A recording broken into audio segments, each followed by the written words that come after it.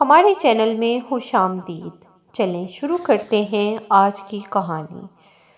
بادل ٹولیوں کی صورت میں آسمان میں تیرتے پھر رہے تھے، جیسے حالات حاضرہ کا جائزہ لے رہے ہوں، زمین پر ہونے والی کارروائیوں کا معائنہ کرنے میں لگے ہوں۔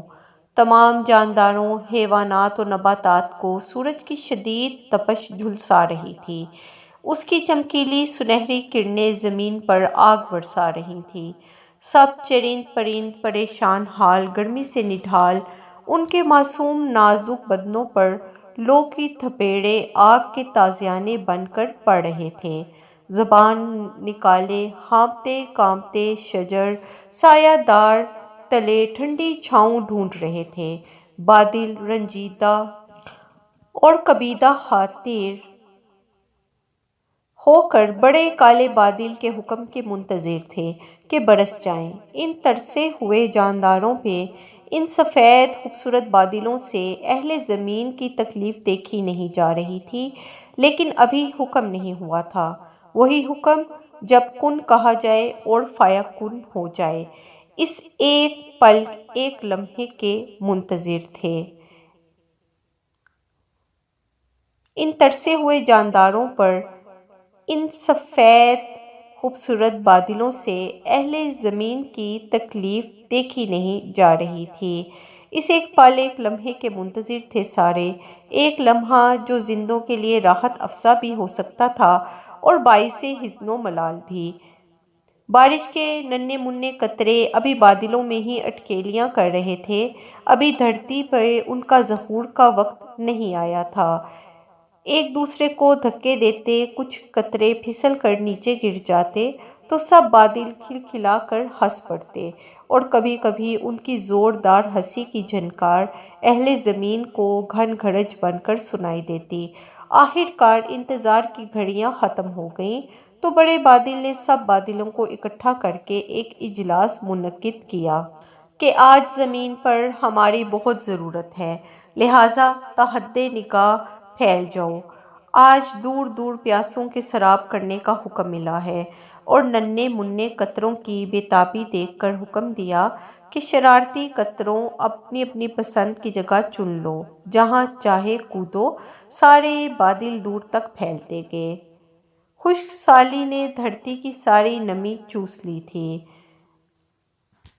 دھرتی ماں پر جگہ جگہ دراریں پڑ چکی تھیں، جڑی بوٹیاں تک اداس منہ لٹکائے بیٹھی تھیں، پیارے پیارے پھول مرجھائے ہوئے تھے۔ جوان، عورتیں اور مرد سب پانی ڈھونڈنے کے لیے ادھر ادھر دھرتی کا سینہ چیرنے میں لگے تھے۔ کچھ انسان دور دراز سے تھوڑا تھوڑا پانی جمع کر کے اپنے سب گھر والوں کی ضروریات زندگی پورا کرنے کی کوشش میں لگے تھے۔ ان کے سوکھے ہونٹوں کو گیلی زبان بھی تر نہیں کر پا رہی تھی، چہرے بے رونق اور بدن نکاہت زدہ۔ گھروں سے مختلف آوازیں بھی سنائی دے رہی تھیں۔ ایک گھر میں بہت سے لوگ مل کر رو رہے تھے۔ ایک بہت بوڑھی اماں، جس کے ہونٹ پپڑی زدہ تھے، سارا جسم سوکھ چکا تھا، نیلی رگوں کے جال ہاتھوں پہ بہت نمایاں تھے، وہ اپنے بچوں کو روتا دیکھ کر بھی رو نہیں رہی تھی۔ اس کا حلق تو کیا، آنکھیں بھی خشک ہو چکی تھیں، جب اس نے محسوس کیا کہ کالے بادل سورج کی شعاؤں کا اثر کم کرنے کے لیے اس کے سامنے سینہ تان کر کھڑے ہو گئے ہیں۔ سورج کی حدت میں کمی ہو گئی تو اس نے بیٹوں سے کہہ کر اپنی جھلنگا چارپائی کھلے صحن میں ڈلوا لی۔ بس وہ اپنے ضعیف کانپتے ہاتھ دعائیا انداز میں جوڑے آسمان کو تک رہی تھی کہ بارش نہ ہوئی تو فصلیں مکمل تباہ ہو جائیں گی، ڈھور ڈنگر سب مر جائیں گے، مجھے اپنی فکر نہیں، میرے بچے بھی نہیں بچیں گے، یا اللہ ہماری مدد کر۔ زمیندار تو اپنا کام چلا لیتے ہیں، ہمارا تیرے سوا کون؟ تھوڑے فاصلے پہ ایک جوان جوڑا رو رہا تھا کہ بارش ہو جائے تو چارہ آ کے جانور کھائیں اور دودھ مکھن بچوں کے پیٹ بھر ملے۔ وہ بھی بے بسی سے ہاتھ مل رہے تھے کہ وڈیرے نے قرضہ دے دیا ہوتا تو بھی اپنی زمین میں گہری بورنگ کروا لیتے، ہینڈ پمپ لگوا کر گزارا کر لیتے۔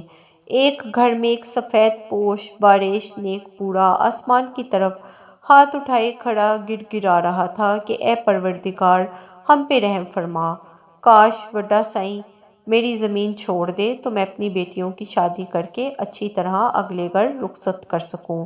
اس کے آنسوؤں سے سفید داڑھی تر تھی، لیکن اب اس کی آنکھیں رو رو کر تھک چکی تھیں، آنسو بھی جیسے خشک ہو گئے، بس دبی دبی سسکیاں تھیں۔ ایک کھلے چھپڑ تلے کچھ یار دوست بیلی امام صاحب سے مینا برسانے کی دعا مانگنے اور بارش برسانے والے نفل پڑھنے کی فریاد کر رہے تھے کہ اللہ جی بارش دے دے۔ دیکھ وڈیرے نے سارے پانی کا رخ اپنی فصلوں کی طرف موڑ دیا، اور ہمارا کھیت سوکھنے والا ہے اور ہمارا ٹیوب ویل یہ وڈیرے کا قبضہ ہے۔ یہ سارے دردناک مناظر دیکھ کر سب بادل بہت دکھی ہوئے کہ آخر وڈیرے کے گھر بھی تو جھانکا جائے۔ پھر انہوں نے دیکھا کہ ایک ساتھ کئی خوشحال گھرانے آباد تھے۔ یہ وڈیرے سائیں کی اپنے قریبی ترین رشتہ داروں کے گھر تھے، جن کے بچے بڑے سے حوض کے ٹھنڈے پانی میں ڈبکیاں لگا رہے تھے۔ رہٹ چل رہا تھا، ٹیوب ویل موجود تھا، مویشی چارہ کھانے اور پانی پینے میں لگے ہوئے تھے۔ وہاں دھوپ کی تیمازت اور گرم موسم کی حدت ختم کرنے کا پورا سامان موجود تھا۔ کسی کی آنکھ میں آنسو نہیں تھا، کسی کے ہاتھ دعا کے لیے بارگاہ الہی میں بلند نہیں تھے۔ بھوک ننگ کا نام و نشان تک نہ تھا۔ اللہ کا بہت کرم تھا ان پر۔ چلچلاتے موسم میں کھلکھلاتے لوگ۔ بڑے بادل نے ان سفید شفاف بادلوں میں کھیلتے ہوئے ننھے قطروں سے کہا کہ یہ ہے آج تمہارے کھل کر کھیلنے کی جگہ، یہی ہے۔ مشیت الہی صادر ہو چکا تھا۔ پھر سب دھرتی پہ چھلانگیں مارنے لگے۔ کچھ قطروں نے بابا جی کی سفید داڑھی اور خشک آنکھوں پہ گرنا پسند کیا، کچھ نے بوڑھی اماں کے پپڑی زدہ ہونٹوں اور چہرے پہ گرے تو ان کی آنکھوں میں تشکر کی نمی بھی اُوت کر آئی۔ بوندوں کی ایک ٹولی چونچیں کھولے پرندوں کی منہ میں کودی، بلبل، فاختہ چڑیا سب کے منہ پانی سے بھر گئے، اور پھر ایک بڑے شرارتی ٹولے نے ایک ساتھ چھلانگ ماری اور جانوروں اور بلبلاتے بچوں کے اوپر گرے، اور وہ اچھل کود مچائی کہ ان کے چہروں پہ ہنسی پھیل گئی۔ وہ کھیلنے لگے، ان کے مرجھائے چہرے تر و تازہ ہو گئے۔ جب آخر میں کالے بادلوں نے اپنے قطروں کو نیچے بھیجا تو پھر تو وہ ہنگامہ مچا، شور و غل میں سب کی آوازیں دب گئیں۔ حتیٰ کہ جب سب نے مل کر چھلانگ لگا دی تو کان پڑی آواز بھی آنا بند ہو گئی۔ تب بجلی مسکرائی۔ اس نے وڈیرے کے گھر کودنا پسند کیا اور پھر سب چل تھل ایک ہو گیا۔ آپ کو ہماری کہانیاں پسند آئیں تو سبسکرائب کرنا مت بھولیے گا۔